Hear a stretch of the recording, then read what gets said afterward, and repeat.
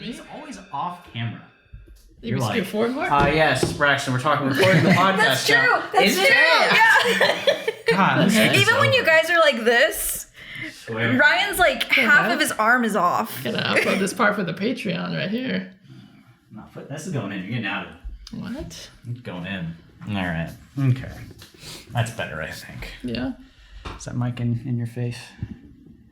I don't want that in your face. Yeah, we're gonna see. I'll be able to see face. your words. See your words. Hear your sounds. From this angle, you look so much shorter than us. Well, that chair is shorter. Yeah, the chair is also shorter. I thought about that when I was like, I feel like I'm doing Julie a disservice. I can it's unfair. you. You're not that much shorter. Don't slash.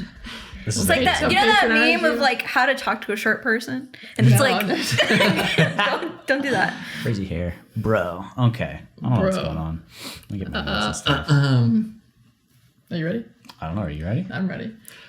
Hey, what's going on, everybody? Let me bring you down in here slow and quietly. You're so much smaller. What? Yeah, she. For our audio listeners, we do have a guest on the podcast today. Do you want to introduce yourself real fast before Hi, my name's Julie. I'm Ryan's girlfriend. Whoa! How exciting. Very exciting. But this is gonna be a little bit of a different episode than what we normally do. Normally we're cracking. Why is that? Well, normally we're cracking jokes. Yeah, you know? yeah. I have a whole spiel that I'm going through, and you just won't be off my script. Man.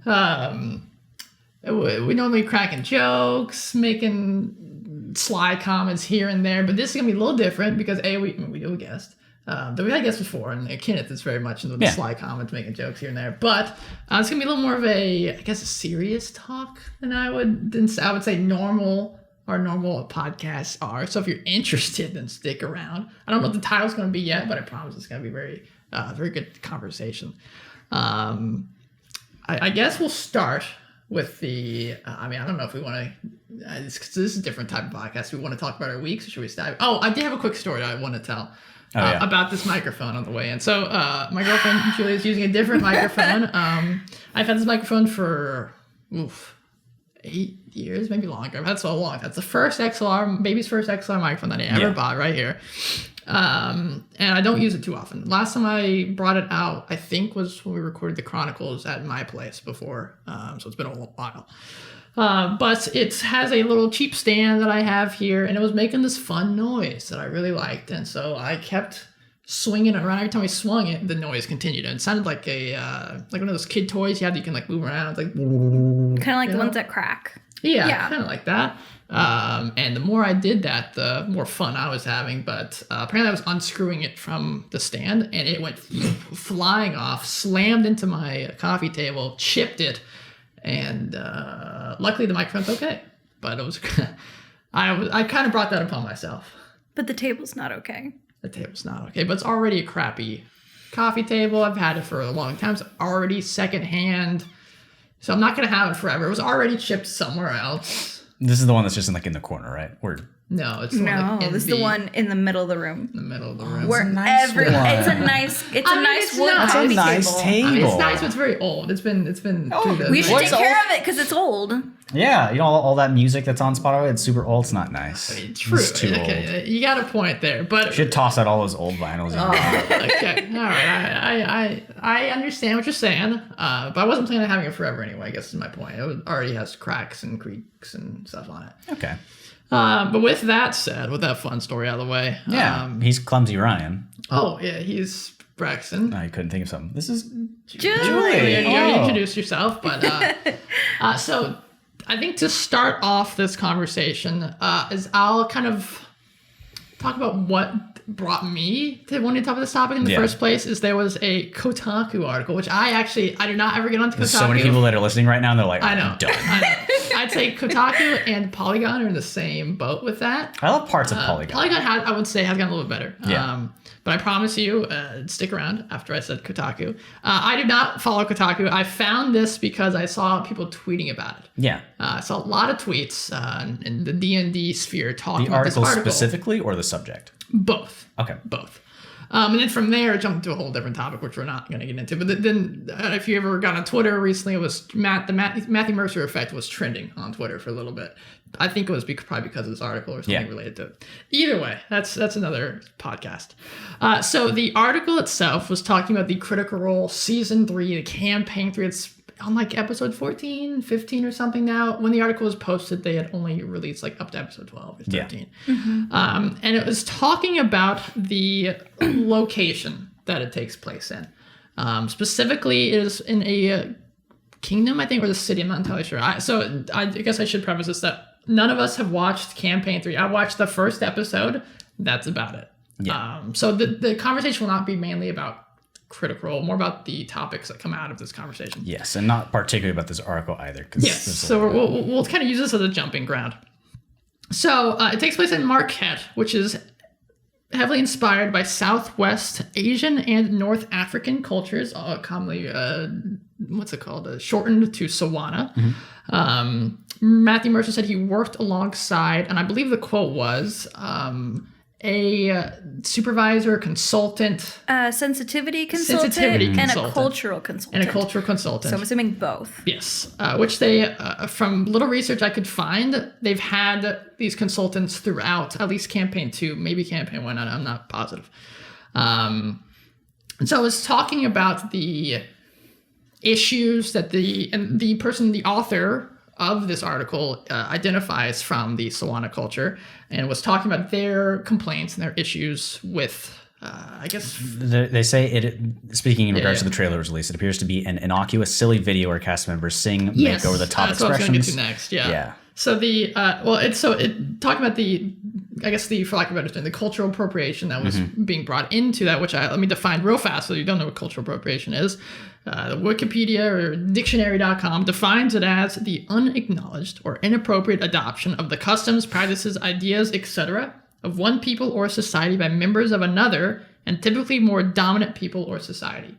So that's a very fancy way of saying that somebody takes a part of a culture that they don't understand, they're not a part of, and typically it's from the people that are taking it are from the more dominant culture. They're taking something from a marginalized community and then repurposing it, or not understanding what they're taking, and are misusing it, I guess I should say. But yeah, as Braxton then mentioned, the article then talks about the trailer, and which is also their intro, I believe, for the show. Their thesis, essentially. Yes, it is basically all of them dressed up as like explorer, typical kind of explorer trope, which the article brings up is kind of wrapped up in like colonialistic ideas and particularly stuff. around like Indiana Jones. Yeah, Indiana Jones. Yeah, like think The Mummy, Indiana Jones, like Uncharted, Uncharted, yeah. They're kind of like decade of, what's inspired by colonialism. Of course, all this media revolves around like artifacts and exploring, so it from an outside point of view, it's very innocent. Yeah, and I've done a little bit of, because I love reading history books. I've been doing a little bit of reading on ancient Egypt currently, and the amount of European countries that came into Egypt basically pushed the Egyptian government to the side, like, let me dust off my own boots. And they got in there, and like France and Germany, it got pretty messy in there, and the Egyptian government was saying like, okay, we'll just be kind of here, I guess. So that's where that idea kind of comes from, or where that clothing comes from. And the article goes into their complaints with that. And I don't know if we should just dive into our thoughts on the article and then maybe jump off from there. Because I think it does bring up some important points. Like for me personally, what decided to have this conversation in the first place is I saw the Twitter threads and this article. I was reading it, and I found myself thinking about this topic more than I had in the past. And when I got home, I think it was when I got home, I asked Julie, asked my girlfriend about like this topic and what her thoughts were, and kind of like getting a different perspective. That's why we brought Julie on, to get a different perspective than both of ours. And I think it was a very interesting, very good conversation for me to have and think about. I think it's good to just talk about, period. But as somebody that does, I like what Matthew Mercer does. That's what got me into D&D. And so I think my mindset's similar to him, where he loves history. I love history. And so I will read history books, find how to, bring those, inspire me, and bring those into my world. And I was like, am I doing this? Could I be doing this without even realizing it? Right. And so that's what sparked me to have this conversation. Like our next campaign for the live play, Dungeon Chronicles, will be inspired from a few different places. And so I had that worry in the back of my mind. I think to start off with this, there's a couple of groups of thought currently. And the primary one, after I was talking with a couple of my friends of these communities that are in our Discord server and play D&D, was there's something that Matt Mercer can do a bit more, or people that are in these seats of a lot of eyes being on them. They have a lot of influence. Yes. A big, very big company. Yeah, we should, alter them, have them bring in more people of color, people of these cultures, or no matter what he does, because he is of a certain demographic, he will not be able to satisfy this. It just needs to be something entirely new. Sure. Right. They need to have people of these cultures just to represent these things, and Matt Mercer has no place to do it. Those are kind of the two dualities you see right now. Yeah. Right. And then it's Critical Role, and it's the communities that are following Critical Role. And those are the two agents that we're looking at right now, I think, is like a big point to bring around and their points of views. So Critical Role is doing everything they can to, at least from their words, doing everything they can. From what we understand. To make this appropriate, to not slander anybody, to represent it in the way that is positive. Then the community, who not only has Critical Role's opinions to look at, but they're involved in other things in the world now where they're getting opinions from. So it's not isolated, and there's a lot of this tension that is brought about from all those external factors and into Critical Role, which is why I think they have such a polarizing, fanatic response to you're misrepresenting people, Yeah, being a big company and having all these eyes on you, we'll get a lot of, there's a lot of things you gotta have to start doing and kind of getting right and addressing, because if you go to this article, which I'll try to remember to link down below, if you go to this article and go to the comments and even go to Twitter threads that are talking about this, one of the major arguments, I guess, was that it's just a game. It's just, people having fun, et cetera, et cetera. But it is important to remember these guys are a very big company. They're the biggest, at least in the genre. Yeah, they're the most subscribed on Twitch, at least at the time that the leak came out. They had the biggest Kickstarter of all time. They have a gigantic Amazon TV show that just came out. So they're a big company. They have a lot of eyes on them. And I know they probably, when they went out to make, campaign 1, it was not the case. Yeah. And then it ballooned into this thing, which brings its own set of considerations that you have to have. Yeah, go ahead. Well, I was just saying, one of the biggest arguments against, there's no basis for any of culture appropriation within Matthew Mercer's game is, they're just friends playing a game. Yeah. Okay, but like you said and mentioned, they're a multi-million-dollar corporation, not corporation, but group. And even the people who recognize that will say, but we live in a capitalist America. Who cares if they're making money? They're just friends making money. What's the problem with that? And the issue with that is there's so many eyes on them. Yes. There's so many listeners, so many people who tune in, so many people who have this as a huge source of their entertainment. They are consuming this. Consumerism, they're consuming this. So I think my biggest issue with this is, if this is what I am showing to 10,000 people, those 10,000 people are seeing what I am giving to them. And from there, they will see my scope, my lens of things, and take it as truth. Okay, it's a fantasy world, correct? But yes. For example, if I were to say, this city is based off of this real life city. Okay, well, if my scope of knowledge is Critical Role, I will assume that city has whatever Matthew Mercer put in it.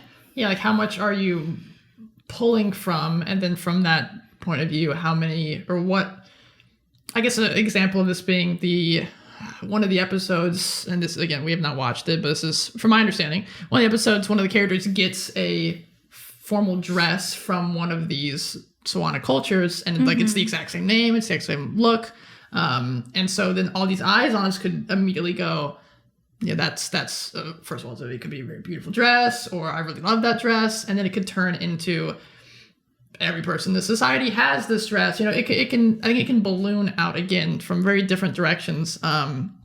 This isn't anything necessarily, and maybe this is our kind of jumping off point, anything necessarily on Matthew Mercer itself. I think it's anything that you need to kind of have in your mind when you're pulling from different places, because like she was saying, even if you're a tiny author, like a fantasy author that is writing about a place inspired by Japan, for example, if Braxton picks up the book and he has no idea of anything about Japan, but can kind of connect or maybe even write into your forward, I love Japan, I'm going to be writing all about Japan in this book, but it's not Japan, it's a fantasy world. Braxton might think, oh, Japan looks like this, has this thing, has these things in it. That's my first example of it. Yeah, and so I can see that being a problem. And then maybe someone goes up to someone from that culture, is like, hey, I read this book. Do you guys have this, that, or that? And like, well, take that with anime and quote unquote weeb culture. If somebody's exclusively watched anime and they go to Japan, 100% it happens all the time. Exactly what you're talking about. Yeah, that's the prime example of that. So I'm trying to think, and when I was discussing with my friends, like what's the solution, or rather, what's the main issue? We've kind of discussed that already. People want proper representation. And if people like Matt Mercer are going to cover it, they want proper methods to be taken to make sure that it's okay, or just don't have them do it at all. And I came to the conclusion that there's really no way that somebody like Matt Mercer, or even somebody in a smaller campaign, if they aren't a part of that culture, to satisfy a certain demographic of people within this issue. I almost was on the exact same page as you. I'm close to you, though. I think mine's a step farther. I think there is no answer. Really? Yes. And my reasoning for this, I think the answer is such a big answer, such a big solution, that I think it's impossible for us as individuals to do. And I'm coming from the perspective, I took a diversity class for my counseling degree, and there were many times in that class where people were like, how do we fix this issue? This, not just what we're talking about here, but like racism. How do we deal with this when it's so ingrained into our world, our society? Because it can seem like such a daunting task, right? And our professor talked about how it's such an impossible feat for you to do this, for you to do this, for you. It's a lot of systems, and it's impossible for one person or a couple people to change the system. So I think the answer would be to change the bigger systems. But that's not feasible, I would say. So I think the real answer is there is no answer. The answer is to talk about it. Yeah, just absolutely. have this dialogue. I think if there is a solution, it would be the closest to them acknowledging this feedback, and implementing it in their campaign in the future. So like, for example, if I'm telling you and you use something from Mexican culture, which I'm Mexican, and you use something from that, and I'm like, hey, that's actually a stereotype. You probably didn't know that, but that's a stereotype. And you were to respond and say, but it's a fantasy world, so who cares, right? Yeah. And it's like, okay, that's very hurtful. Your culture is a fantasy, yeah. Right, exactly. Then you're just making me, quote unquote, exotic. You're making me the other person. You're making me the other culture. Yeah. It gets tough there because you've got that very real issue of, hey, that's a misrepresentation of my entire culture and it's insulting. Please don't do that. Right. Response, it's just a fantasy game. It's just a game. And then it goes back into you're setting a precedent for people who don't know anything about this, get exposed to it for the first time, they get it in their mind. And then there's the tertiary issue of acting, which I think is 100% important because in theater, this is a massive issue. You've got a play where this character is written as somebody from Asian culture, and they cast somebody who's whitewashing. This happens a lot of the time. Yeah. Where then comes the issue of, do we go for performance? Do we go for cultural accuracy? What do we value more? Yeah, that's the other point that I've seen. A lot of people are saying, oh, well, if they can't represent this culture, Critical Role's just going to have to scrap their team and get a team of people of color. And it's like, that's not the solution. Or their friends, how could you say that? Again, that's not the solution. The solution is not to say only people of color can do cultures that are people of color. I think it just takes, and I'm hoping that's why they brought on the sensitivity consultants, and the cultural consultants, is because I'm hoping that they're seeing that these are people. At the end of the day, these are people. This is not an aesthetic. This is not anything to wow, I suppose. And it's very sad, at least when I see it, as people who are talking about this right now, and of course we haven't seen it before. Yeah. I haven't watched it, but are saying that they didn't even notice it was Southwest Asian and North African until there were certain aspects that Matthew Mercer pulled into it. And then suddenly oh, I didn't even realize we were in there. I didn't even realize these things were going on. Kind of comes out left field. Yeah. Yeah. So it wasn't taking a big enough stage in it, you're saying, essentially? Well, I haven't seen it, but that's what comments are saying. Interesting. Yeah. So even though it's centered in this culture, they're not even really representing it much, which is like... Unless, I guess, I mean, maybe this is a good time for us to jump off from it, because we could get lost. Yeah, because we can... We get lost in the weeds. I don't know exactly what he did. I don't know what it looked like. Right, yeah. So I think I want to take this into a conversation of... I guess there's a couple different ways. I'll start here first, is that there's something that was brought up in the article. I thought was an interesting comment, and I do agree with it, is that because, first of all, the depictions of Arab and Swana cultures are not shown like often. I mean, if you think of media you've seen, it's not many times that you could say, oh, it's South Asian. In a game that have that as their cultural background. Right, it's never like that's the main important focus. And it's even less so done by people of that culture because they're marginalized. They don't have the resources to make it. And they even mentioned in the article that they're often brought on as these consultants for people that are not of their culture to tell their culture story in a way. So from there, there's this belief that Marquette, when it gets printed in a inevitable WotC, probably sanctioned book or a Critical Role sanctioned book, that it will then become the default Swana setting. And I don't disagree. I think it probably will. Yeah. And the anger and the sadness from a lot of people are saying that it's not made by someone from our culture, and now this is going to be the default. You know, why would you make your own when I could just play in Matthew Mercer's world kind of thing? Yeah. Okay. So I think there's like two paths they could do. Matt Mercer says, here are my notes. Get somebody from Swana culture, and they just write the whole thing themselves. But then I feel like regardless, people are going to say it's Matthew Mercer. Even if he's not the lead designer, he's not even mentioned in the credits for the book. People are like, oh, that's Critical Role. Matthew Mercer made this world. And still, I feel like it has the same weight to it, even though that might be... Yeah, I think it will always have the weight, but do you think that would be an apt solution for this? Like, is that... Okay, you see, like the main credit is somebody from Swana culture, and every single letter that's in that book has been written, edited, and majorly put into this production by them. Like, would that be acceptable? I don't know if I have the answers for this. We probably don't, considering we're not a part of that culture. And I wanted to pivot it to Julie as well. Like, say there was something about Mexican culture, like this entire campaign or any campaign somebody's writing, the one that Ryan's doing right now. Right. Say there's a lot of Mexican culture in his. What would you want him to do, and how could it be produced so that it was okay? So I think, of course, like every person's going to have their different opinion. Every person of color is going to have their different opinion. But I think, as someone who enjoys fantasy content, like there needs to be a good middle. There needs to be a good, I am appreciating this culture, but I'm not putting on a pedestal, as well as I'm appreciating this culture by doing stereotypes. Yeah.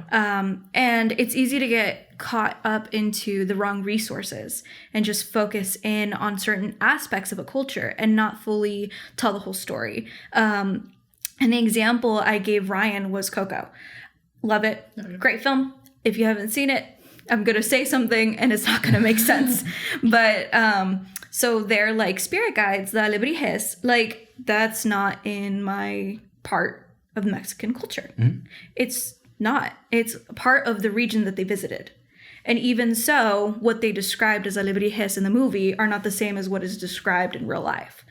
So by putting that in a Disney movie, automatically, I've had people ask me about them. And I'm like, I have no idea what you're talking. I know what you're talking about because of Coco, but I don't know what you're talking about because I, as an American, don't celebrate Dia de los Muertos.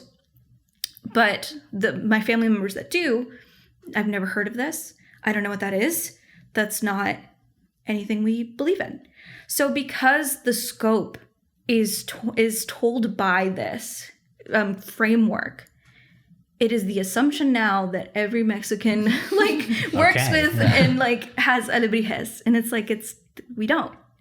That's part of the scope of culture, and I think, and this is kind of going off in a little bit of a tangent. Fine, let's go for it. But I think just my overall issue with Swana being included in Matthew Mercer's campaign is it's so limiting. It's so limiting in the way of, oh, it's not that this region or this culture isn't big enough. It's that it's too big.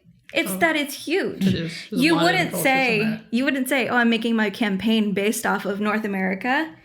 No, out of the United States, Canada, and Europe. Those are huge. Yeah. You hearing this because you know exactly how much culture, and because it is the dominant culture, you know how much there is in difference. Like each state has its own culture. Each territory in Canada. The north, the south of the United States. Canada has French. Oh, yeah, Europe, so my goodness. If you put it in that scope, and granted those continents aren't as big, but they still have their own very rich cultures. Rich cultures. They're much older than us. By putting it all into Sawana, you're greatly limiting what your world is about, and you're sending the scope that it's small. You're giving the narrative that it's small. And if you were to look at a map and you were to go to and look at the countries and the regions and the culture, it's huge.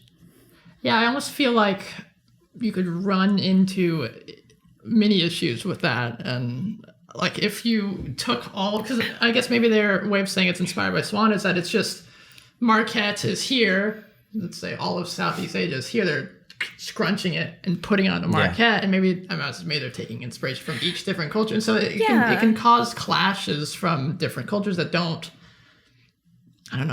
mesh, don't work well together, and so they can be a weird. I guess that's where the fantasy comes in, but then I think it can get a little messy and wishy-washy with all that. Yeah.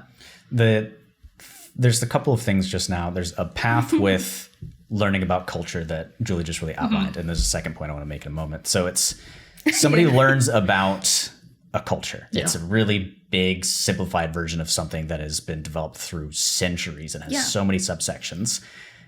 The positive thing is somebody goes, hey, this obviously like this is your culture, right? No, now I'm going to teach you about it. Yeah. That's an amazing situation. That's the ideal. There's this learning situation and then a redefining based off of speaking with somebody who's actually involved in that culture.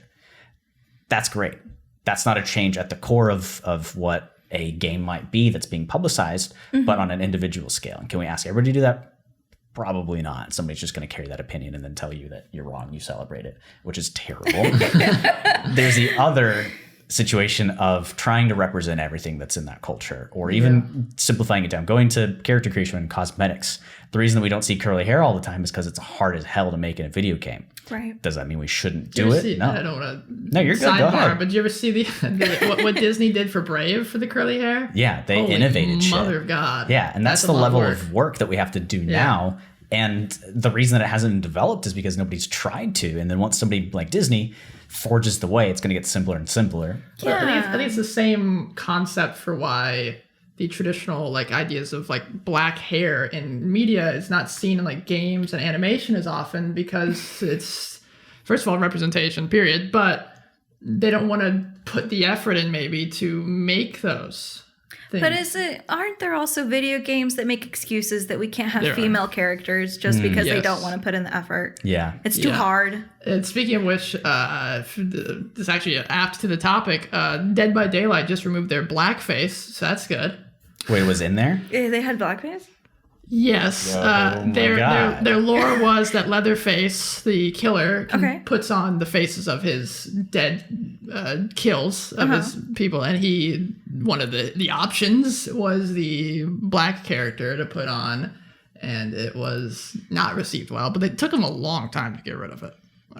Damn. Yeah. Jeez. Dead by Daylight had some other problems with that. Again, that's a whole separate podcast. I know the character. Dead by Daylight's a lot. So my final point on the character creation stuff too is simplicity. Is why do no anime characters have blemishes, freckles? Because they have to hand draw and hand dot those. And people want to see. I almost feel like thinking about representation as well, and I think this would solve a lot of problems in our media, is having more of those cultures represented within because I'm sure, and when I was thinking about the like traditional black hair, and the people I've seen that have made those have been people from those cultures that have released, like for example, when Encanto came out, people were releasing art packs for Photoshop for each person's hair and like how to do it, and it was incredible work. And I was thinking the people that put in the effort to see their representation are the people that are in that group that want to see their representation. So I mean, I don't know the demographics of like Pixar and places like that, but imagine if we can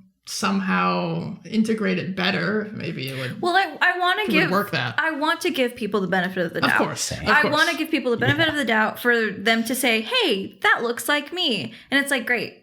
And I'm not saying you have to make it look like John, but I'm not saying you have to make it look like Lisa, but. It's so cute, you could. Too, when you see I think that's what it is. You could. Little kid that I saw this small video. This little kid that looks like Mirabelle from Encanto, oh, like so sweet.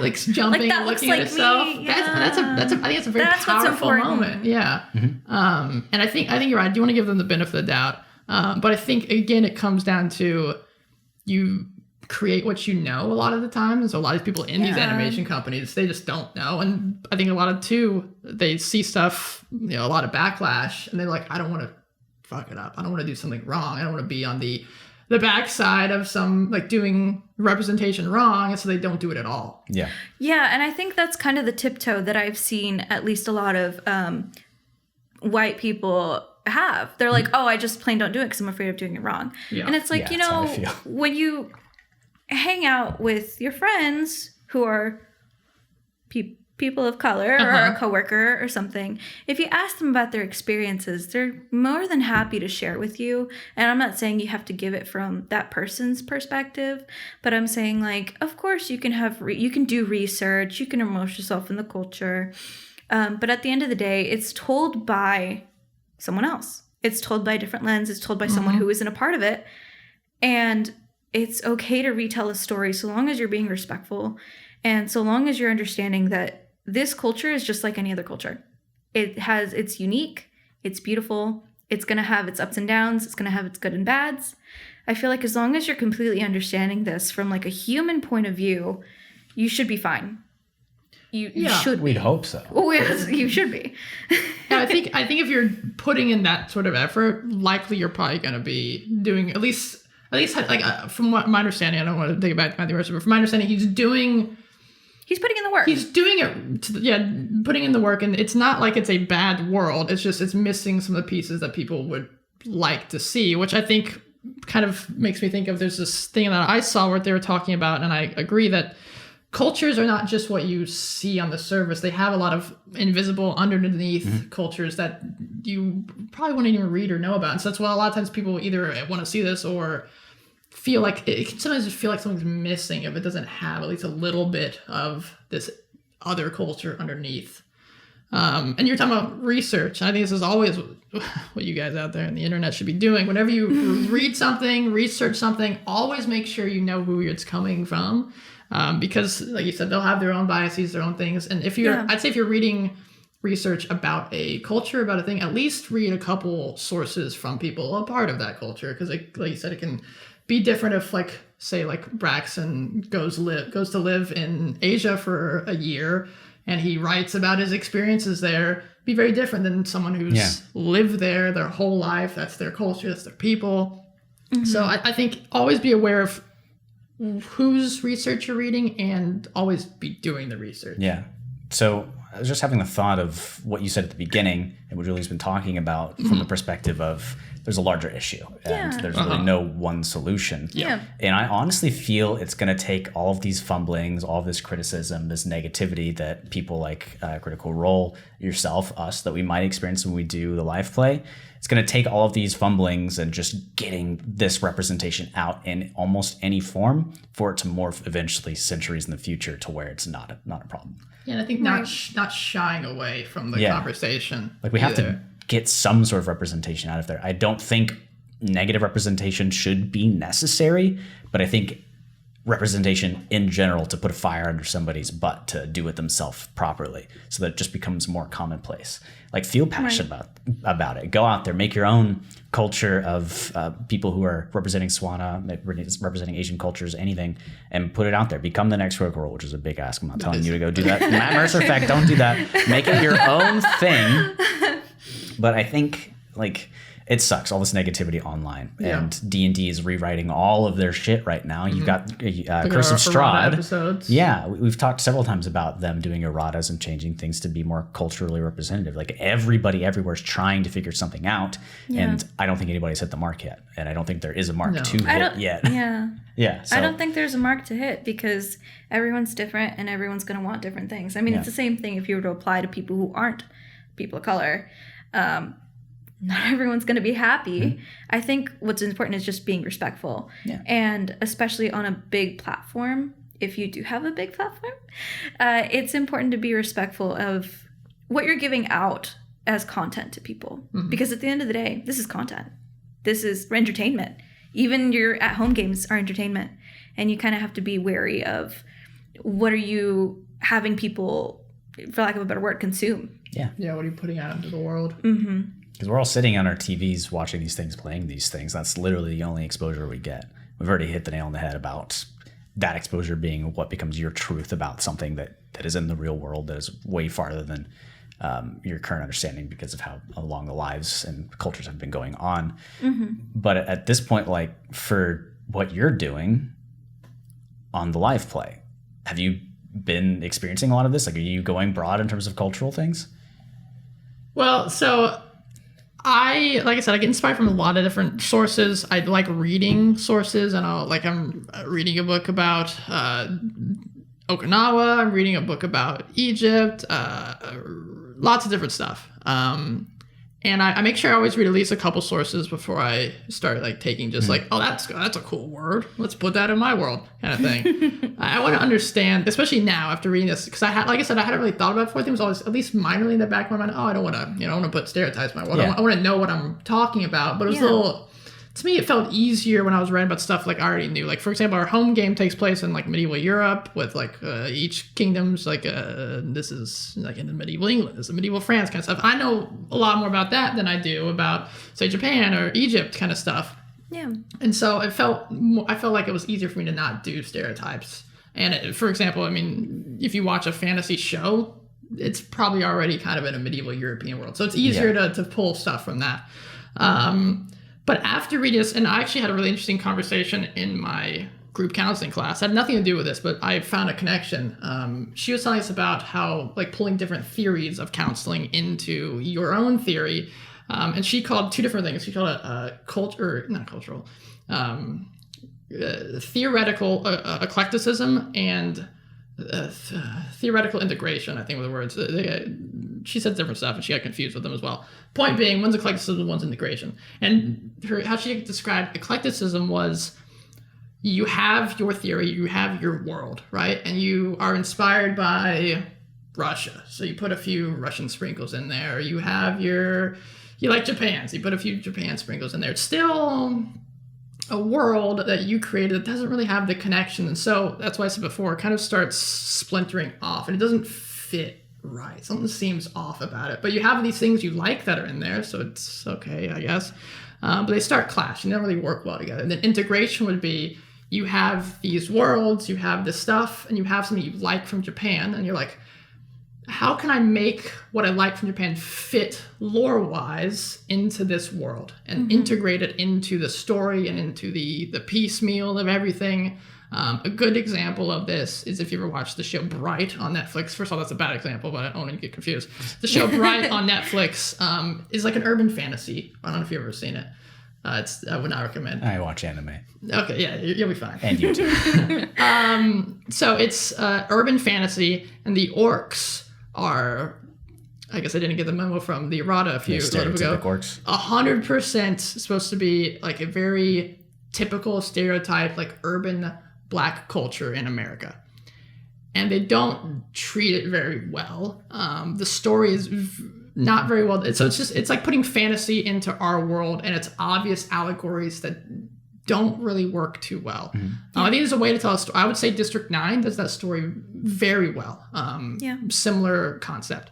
And then you got a show like Zootopia, which I would say is integration, where it's a story about racism at its core, right? Yeah. But each species, sure, you could say, is maybe closer to whatever culture or whatever. Maybe they're inspired by, have a few pieces, but they take that bunny, and that bunny is made fun of not because of this color of its skin, because of its fur, is because of its height, because of the size of its ears. They build that species, that culture into the world, into the lore. And so that way the story isn't built on top of that. And it makes it so much better and fits, I think, than just splintering things in. And so that's what I'm trying to do, to answer your question in a very long format. It's fine. This isn't a short topic to talk about. Right. And so that's what I would like to do. Yeah. I'm sure I won't be perfect. I'm sure I will mess up along the way.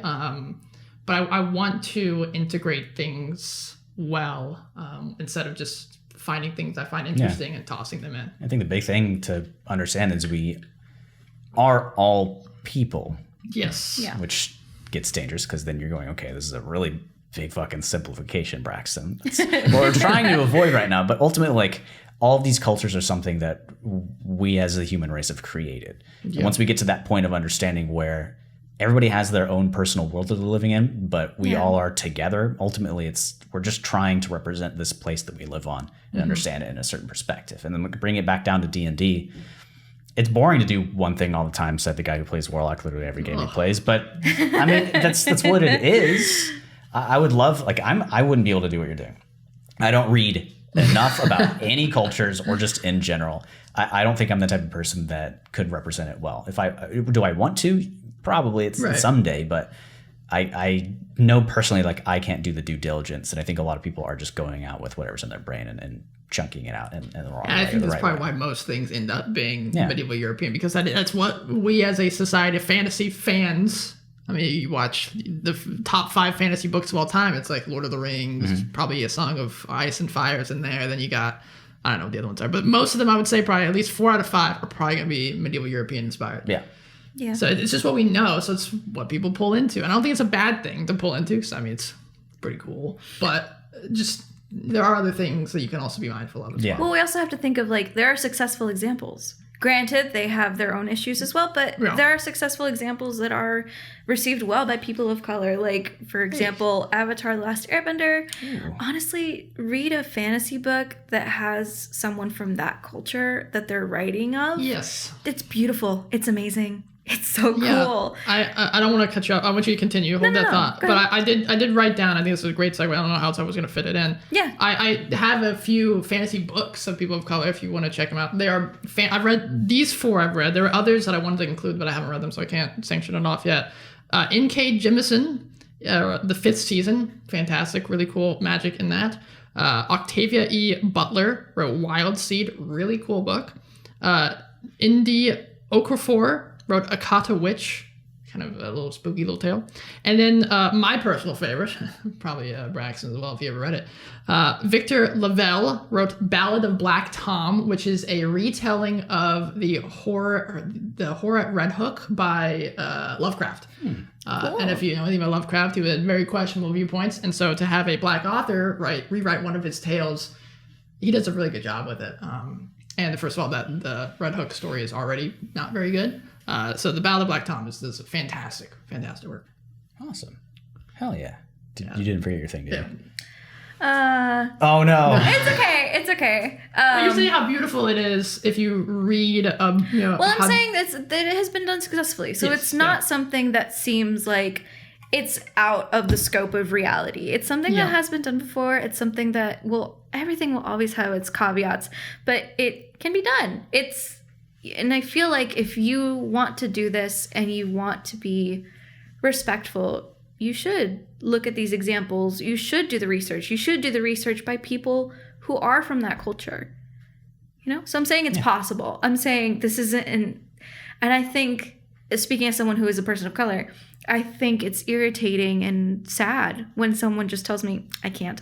Right. I just can't. And it's like, I've seen it's too hard for me. So I'm not going to do anything at all. So I'm not going to do it at all. Well, that's why I'm nervous for the character I'm playing in the live play, because I said I've been playing a samurai and I didn't immediately connect it to being a character that was going to be of Asian culture or Ryan's representation of that. I even told her, I had planned where you were coming from already, just to have this until when you started talking about your character, like, this guy fit in perfect there. Yeah. Not because it's samurai or anything, but because just the way you're talking about your character fits into the lore already written there. Yeah. And it's not completely a straight Japanese, but I can see your trepidation. Given my interests in media, and I watch like literally anime all the time. I've studied abroad in Japan. What he mentioned earlier was not even conjecture. I've learned about the language. I've lived in the culture, but even still, I'm a pretty run-of-the-mill white dude. So I'm stepping on some feet just in general by doing it. So I'm a little nervous about it. I don't want to make a voice. Like, I'm already not leaning towards doing a typical like Asian accent, but I'm trying to do like, how do I make it not just sound like me? This is my thespian side. I went to college and did theater and whatnot. So like this issue of somebody who is not X, Y, or Z acting as if they were in a play, like it's just tough to nail down. Voice. So I would say, and this isn't perfect advice and you don't have to take it, but I would say a good example of something that you could do, and I think people do wrong, is use direct examples from real life. Mm-hmm. And in this case, I wouldn't say like, you should have a Japanese accent. I should say, you should speak in a manner that is different from and is to that culture. It doesn't have to have anything to do with Japan at all. It's like the example, so Ryan asked me earlier, he said, how do you feel about so someone who is going to use that language or that culture for the representation, like straight language of that culture, right, exactly. So, for example, you wouldn't just start talking Japanese. I mean, you could, but you don't have to. So I would say like use it as if you were making up any other language, because at the end of the day, this is a fantasy world. Mm-hmm. Ryan's not saying, anyways, you come from Japan in my fantasy world. True. So I think you're thinking too hard on it. Probably. As long as, like you said, you're not using like a Japanese accent, even though you're just making a stereotype. Yeah. Yeah. You're just which already from what you told me, your character doesn't feel like a stereotype. Okay, good. Yeah. Now I have a question I'm gonna post to the table here. Okay. I had something else I want to go into as well, but I think it's a good jumping off point for this topic is. Mm-hmm. So you mentioned Avatar, The Last Airbender, not the Blue People Avatar with James Cameron.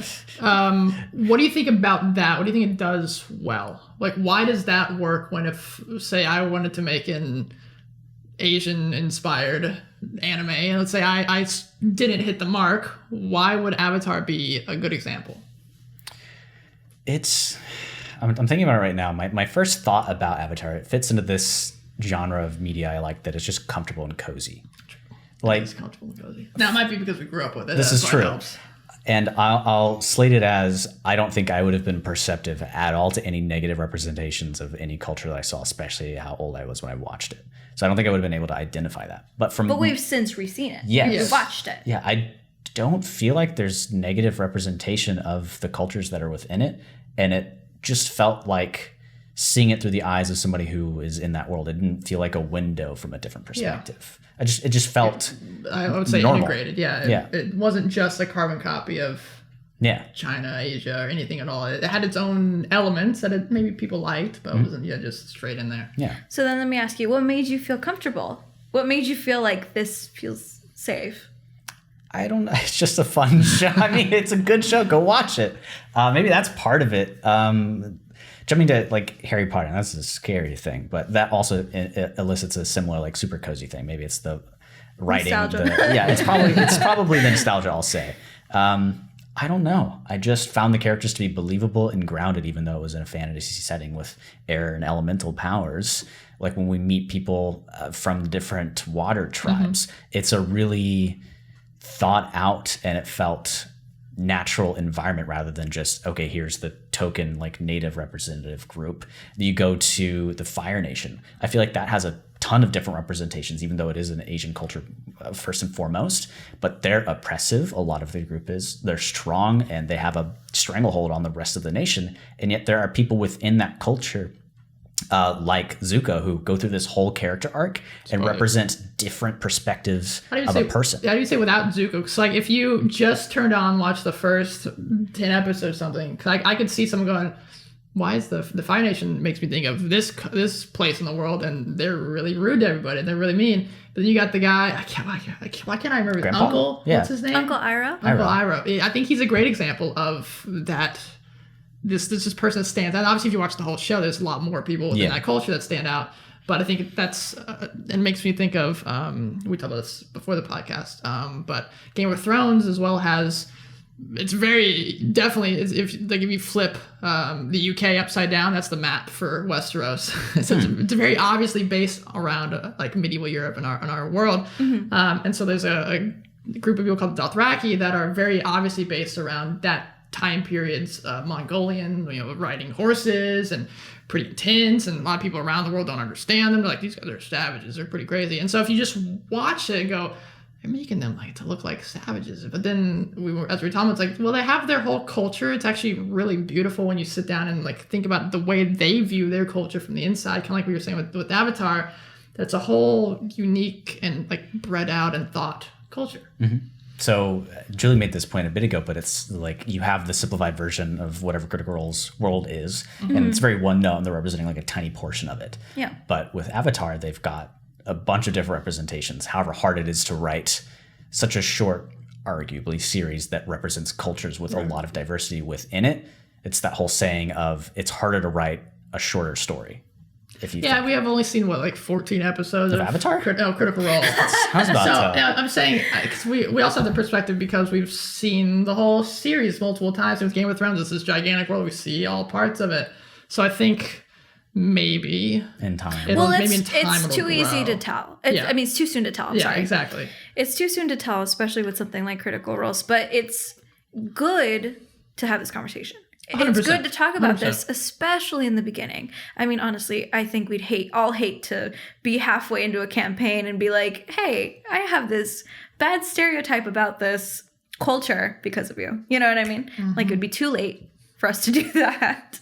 Whenever there's a character in a show, like Attack on Titan, I won't go into spoilers, but a character that you just hate. Yeah. There's some characters in that show that you're just like... But I usually don't hate them by the end of the show. Exactly. Well, there's one that is completely flipped around. You're talking about, yeah. So I think it's important while a person who's watching through a screen, some sort of piece of media, or playing D&D, there's going to be a wall between them and a culture that's different. Right. But if you show that they're human too, somebody becomes more open about thinking about their own insecurities, 100%. Putting them on there and saying, hey, well, maybe they're not just like this. Maybe I'm missing a lot of info here. And I think bringing it back to the whole... the whole thing. I think that's why Avatar: The Last Airbender works. I think that's why Game of Thrones work. Because we're seeing, at first we're seeing the face scope of things. But then, like, taking the example of the Fire Nation. Imperialism. They're violent. All of this. And you can say they have a direct correlation within real life, or a country within real life. But then you look at the book that they were in the Fire Nation. You have kids running around. You have people running around. You have people who don't want to participate in the war. You have people who are brainwashed. You have, all of these things, and it makes it so human. It makes it relatable. Same thing with Game of Thrones. With the people who are the Dothraki, saying like, they're savages. Look at them. They just slaughter and they kill and they wear like almost no clothes. And it's like, okay, but there's also in the most recent episode that I've seen, where one of their people was not having the funeral rites in their culture that they usually have. And this lady was crying, and it was so heartbreaking. It was so sad. So you're seeing the point of this is important to them. This is their culture. And I think seeing that human side is what's so important, because you can easily bubble it down to a stereotype. Caricatures. It's dangerous. But then you give them the human side and you realize, this is just like anything else. I think that's the power and why sci-fi and fantasy is my favorite genre of all time, because you can tell those stories through this lens of District 9 is my favorite example of this sci-fi tale of apartheid, where it's literally it's an alien and humans, but there's this allegory that's, to me, it's fairly obvious, but my grandfather, bless his heart, he was like, astute sci-fi. I don't know what's going on in this damn show. But that's why I love sci-fi and stuff, because it can tell these stories. Star Trek, I think, is another great example of making you think about things. And that's why Star Trek was so popular for a long time, because it was questioning the things that we as a society thought about, but using, aliens and different things that we don't like. But isn't it funny? You take it out of your prejudices, and you sympathize. And then later you're like, maybe it might not even be conscious. It might not even be something you realize until, maybe you have a conversation with someone that reminds you of the person on the show, and you're like, wait a minute.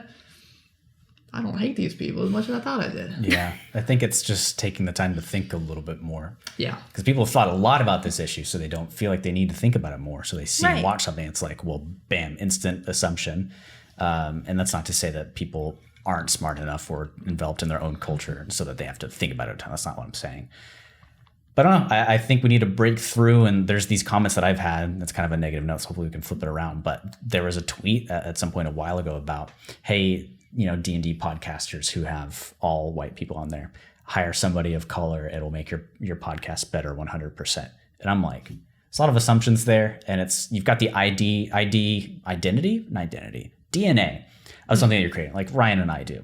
We're two white dudes who record a podcast all the time. And like every other guy out there. Yeah, we would love to make it more culturally diverse, but this is the dungeon crawl. It's us. And we have people we can bring that have a different cultural perspective in. But to say, spend money and change your entire show to just be more diverse, to me is a negative thing. I don't know. It's tough to talk about it. But this post... I understand the argument behind it as well, because it goes back to, just having more representation, period, is always a good thing. But yeah, it's like we were saying before, like you can't just get rid of the whole Critical Role cast. That's not the answer. First of all, the amount of angry fans there would be, like how, because people were lost. Which we saw at the small session they had. Well, the Alexandria Unlimited thing, but people lost their minds, and I thought Travis Willingham was going to be in the third campaign because he wasn't in there for the first couple hours or something. People were like losing their minds. And he got replaced with Robbie. How dare they? Oh my goodness! People lost their minds, and I can understand as a fan base, you get attached to these people and then by proxy their characters. So I can understand being upset about, not having your favorite cast member in there anymore. So that's why I don't think that's necessarily the answer. That's why I think the answer is having the dialogue, being open to having a conversation about this stuff, have this topic, not just shying away or immediately getting defensive about it. I don't think is either the answer. I think there's as two white guys to be able to have this conversation and talk about it instead of saying, "Oh, I would never do not gonna touch that. I would never be racist. That's not the kind of person I am." But then there's probably been times in my life when I think, and we had this conversation before the podcast, that I think why so many people get defensive, and I've probably done it in my life as well. I'm sure I'm guilty of getting defensive when stuff like this is brought up, is because we then think about our life and like, if we admit that they were right, that this person telling me that I did something wrong is right, then that means I'm in the wrong, that I've done something wrong here. And we as humans, I think, don't like being told that we've done something wrong. Right. And that doesn't just apply to race. I think, period, whenever someone says, "Hey, John, you wrote in the wrong number here," you feel bad about yourself. Like, oh, shoot. And so I think by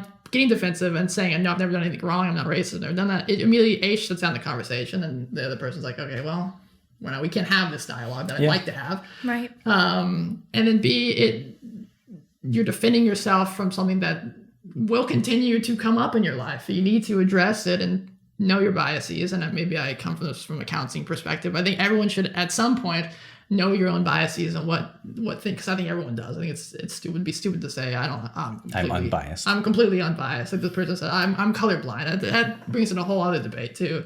I think just having the dialogue, being open to having the dialogue, not thinking you're being attacked the second someone talks about it. So I don't think someone's attacking me, or you shouldn't think someone's attacking Some people me. online have definitely been attacking Critical, but that's a larger sample size of people. Right, but I think, and as I've had conversations about this with other people, I think when someone is attacking like that and upset of something that you've done that has, made them feel like they weren't being listened to, is probably bringing up memories of their own life of having this conversation with people and just being belittled and not being listened to. So I think there's always a different layer too. And I think it's important to just, like I said, just be open to having the conversation.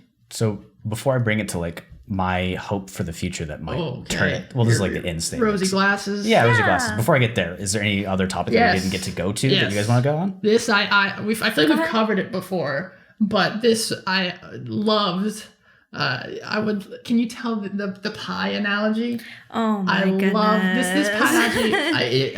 I think it fit perfectly, and we've kind of bounced around it a little bit, so I think it's good to talk about. So it's not a perfect analogy. But the analogy is basically, let's say, so Ryan has a different culture than me. Correct? Yes. So let's say that I say, hey. Like I'm a researcher coming to you, or maybe not. Right. Like, let's say in this example, Ryan does not have the resources to make a pie. I have the resources to make a pie. Ryan says, hey. I don't know how to make one. Ryan doesn't know how to make one, doesn't have the resources, doesn't have the time or the money. I'd love to learn. And Ryan says, hey, I'd appreciate it if you made my pie. And I said, that's great. I'll make your pie. Ryan gives me the recipe, and in this example, I don't follow it. I don't follow this recipe, but instead I add my own twist to it. Mm-hmm. Or maybe he writes something, I don't know what it says, so I put in a different ingredient. You don't know what salt is or something, yeah. Right. So I make it to my lens, and I go back to Ryan, and I tell Ryan, okay, I made you your pie. And Ryan says, this is not my pie. It kind of tastes similar to my pie, but it's not. And I say, what are you talking about? I followed it to a T. This is what it says in the instructions. This is what I understand of it. So I made it. And so then that is the basics of taking a different culture and kind of from my lens distorting it because it's through my lens. It's through what I know. And if this is going to happen, it's just going to because I'm not from that culture. The next step would be the person that made their own version of the pie then takes what you told them and then makes a pie store. Oh, damn. And then is now selling the pie. And that is a corporation. Yeah. And then they say the pie is Germanic pie because you learned it from someone who's from Germanic nations or something. And then, but it's so then people would go to it saying, oh, this is what all pies in Germany taste like. Sick. So that sick. And so it can cause problems. And I think to me, that was a kind of a fun analogy of saying, this can cause problems if you don't treat it with understanding and really either make it completely different, make your own pie that you take what someone told you about and then add your own couple of flavors here and there and then call it your own thing instead of, whatever, just taking the exact same thing and trying to do the best thing that you can, but then messing it up along the way. That was a really good analogy. Damn. Yeah. Thanks. Shit. Yeah. So I guess the correct way to make the pie, my own pie, if I were to sell it, would say, Ryan, I love your recipe for the crust. Braxton, I love your recipe for the filling, and I want to do the topping on top. Okay, it is all completely different. I have said, hey, actually, I got the crust recipe from Ryan. I got the filling from Braxton, and I have made a new concoction that is mine, but I am saying who I've gotten it from. Yeah, I'm integrating it. And now I can be like, this is a pie I made. However, it has inspirations from Ryan and Braxton. Yeah. And that would be kind of like the correct way to go about it. Yeah. Instead of saying, I made a brand new pie. It's all mine because I fused together my two favorite persons' stuff. Yeah. That's not correct either. I think it's important to allow theoretically like those sorts of pies to exist, both with humility and openness to like, hey, change the recipe, change the show that I just put on. I totally understand. I can't have this entire scope. I am open to any criticism. Please let me know. And I will change it either immediately or here's why I want to maintain my creative integrity. It's still open to criticism, but this is the story that I wanted to tell. Please let me know how it makes you feel. Like I want everybody who creates anything to have creative integrity to stand by their choices in a positive way, but still be open to changes and have that dialogue. Like that's my ideal and the only way I think this is going to change versus having that knee jerk, like shit, I didn't do that. I would never do that. Or you're doing this completely incorrect and misrepresenting my culture. How dare you do that in statement? And then you won't change your opinion. Like I read 2 books about your culture. Yeah. I can immediately write it and put it in my world. I know exactly how to describe it. My hope is just more openness. Like whenever we're working on our thing, if somebody wants to tell us, you're more than welcome to tell us how to fix it and adjust it. It's a work in progress, that sort of thing. I mean, that's my statement on it. I don't know. That's my thing. I don't think there's a way to fix it now except for just having humility and openness. No. Yeah, there isn't. I think people just need to be open to have these conversations. Yeah. Especially if within like your at-home D&D group, you're something you have that's for entertainment for other people, to be able to have these conversations with not just your players, but your viewers as well. Because, and this is not you need to be sensitive to everyone. This is you need to be respectful for everyone. Mm-hmm. And I think a lot of people take it very defensive. Like, how dare you? I would never do that. I'm just paying tribute to your beautiful culture. And it's like, that's wonderful, but you're not respecting me. And I'm telling you this is hurtful. Mm-hmm. And we should be okay with having those conversations. Yeah. There's nothing wrong with having those conversations, because at the end of the day, you're getting a better D&D play. Yeah. You're getting a better time with your friends, time with the people you're interacting with. Yeah, and for perspective too, from my point of view, this doesn't say anything about the other two's opinions. Like, I'm pretty against strong censorship. I think media should be allowed to just go out. Being sensitive is very important, so warnings are needed, I would say. But I don't know. I just want more people to have humility when they go into these sorts of things. I laughed because my immediate thought was, it's been out for some time. My immediate thought was Doki Doki Literature Club. Yeah. It's a great example. No, we haven't gotten there. Oh. And you don't want to get there, so it's okay that I talk about this. But you saw a little bit of it. Well, my immediate reaction to that was because that's exactly what Rex is saying, is about how it's... I mean, I think there is a notification now. There used to warning. Not be. Yes, and I could see someone going in and just getting bombarded by... I don't know. Somebody could literally get hospitalized because of that, because they have some sort of PTSD. Right. They get memories brought back up. And I agree. I think I like having a space where you can create and have the freedom to create. And I think sensitivity warnings, just letting people within, like when I first opened up Doki Doki Literature Club, I think the warning came up and I was like, what? Yeah. Why? And so, I don't think it definitely got my senses raised, but I don't think it ruined the effect. It does some sort of alteration, but it's ultimately necessary. It's kind of like telling someone, oh, you're going to love, or you're going to hate this part of the movie, the end of the movie. Like, well, now the entire time I'm watching this movie, I'm be ready to watch the end. Then my thing for that is, and it's not easy to do this. If you're on, it's kind of, go ahead. It's kind of weird. But for Steam, say there's a checkbox you can put in your Steam account settings, do or do not show me content warnings. So anytime there's something that has a content warning implemented, you will see it. And I guess it should probably be default. Yeah. To have them on, and you can turn them off. You can go back in and you turn it off, so don't show me, I don't want to know. But that's hard because nothing's centralized and that would create a monopoly and I think right now it only has that for like sexual content. Yeah. So that's it.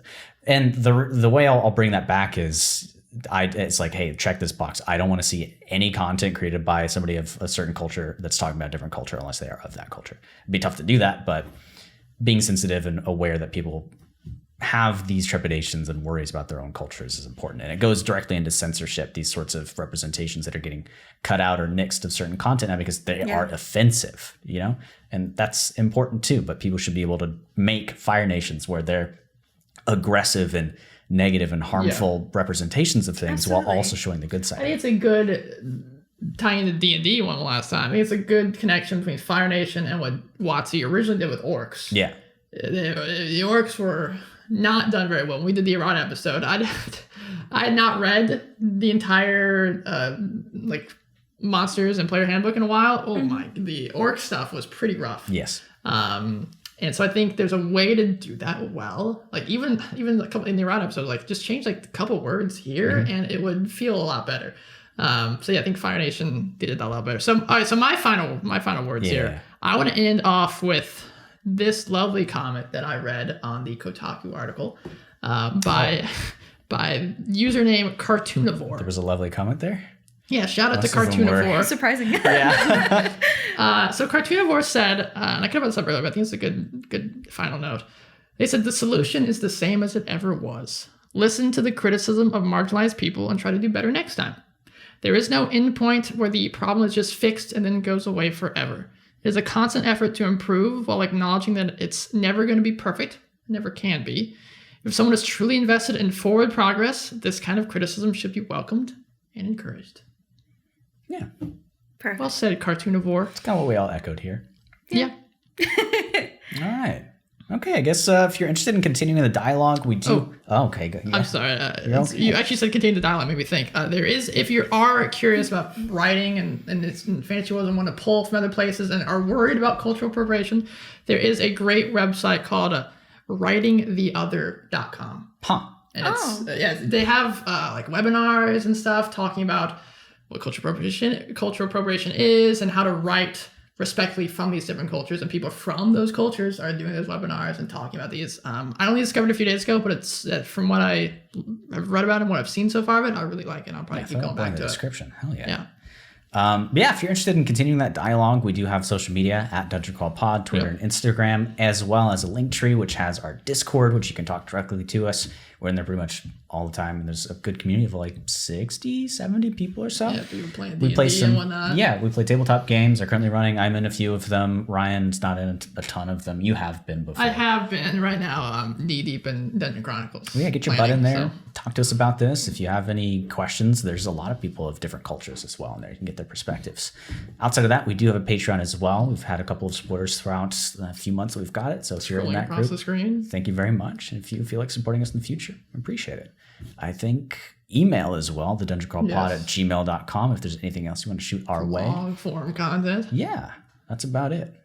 We've been pretty long-winded here. We've been going for a while, so I'm just going to keep this one short for you fellas. Hit us 5 stars on Apple Podcasts. Write a sick review. We would greatly appreciate it. Say something nice about pies. Yeah. Hell yeah. And thanks to our guest, Julie, for giving another perspective. Having me. Any final words you want to say to all those lovely viewers out there? I would say, do your best. Love people. You're going to be great.